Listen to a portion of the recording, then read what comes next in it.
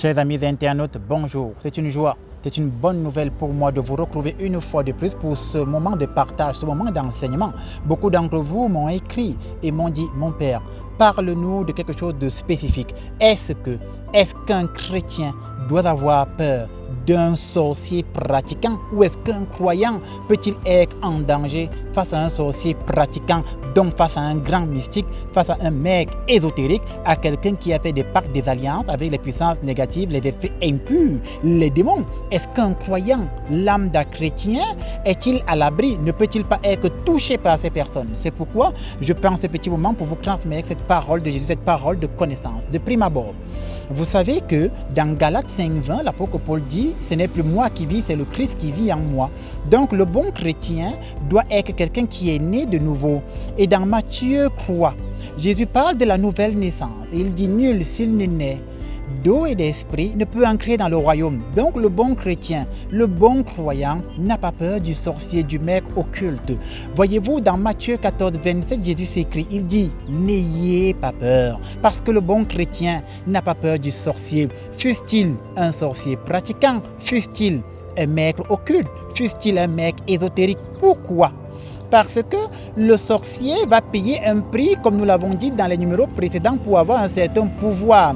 Ce pouvoir lui permet d'assujettir et de dominer ceux justement qui ne sont pas sous la protection de Dieu. Or, le bon chrétien qui est né de nouveau, les anges veillent sur lui. Les anges veillent sur chacun de ses pas. Voyez-vous, quand un bon chrétien arrive quelque part, c'est les sorciers qui reculent. Quand un croyant consacré à Dieu se lève, c'est les sorciers qui s'agenouillent. Voyez-vous, chers amis, lorsque l'Esprit Saint vit en vous, c'est les maîtres occultes qui reculent parce que lorsqu'il ira et fera des incantations avec votre nom, les anges de Dieu descendront et lui demanderont de s'éloigner de vous. Alors pour répondre à cette question, non, non et non.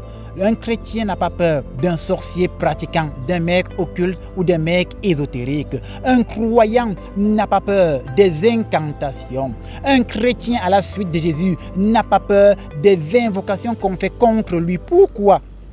Parce qu'en réalité, lorsque le chrétien se déplace, les anges de Dieu le dévancent et vont déjouer les plans de l'ennemi contre lui. Ce que je peux vous dire aujourd'hui, c'est que vous êtes bénis. Ce que je peux vous dire aujourd'hui, c'est que lorsque vous êtes né de nouveau, vous devenez enfant de Dieu et vous êtes sous la protection de Yahvé Dieu. Ce que je peux vous dire, c'est que lorsque vous êtes né de nouveau, c'est le Christ Jésus qui vit en vous, de telle sorte que tous vos ennemis d'hier deviendront vos admirateurs de demain.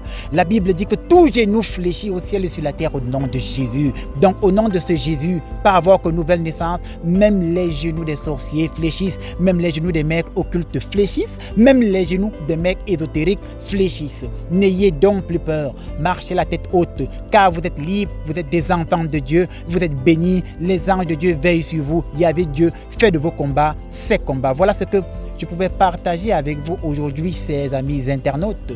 Je prie que cette parole de Jésus porte du fruit dans votre vie et que toutes vos peurs soient anéanties afin que désormais vous vous sentiez libre et délivré. D'ici là, portez-vous bien et soyez bénis.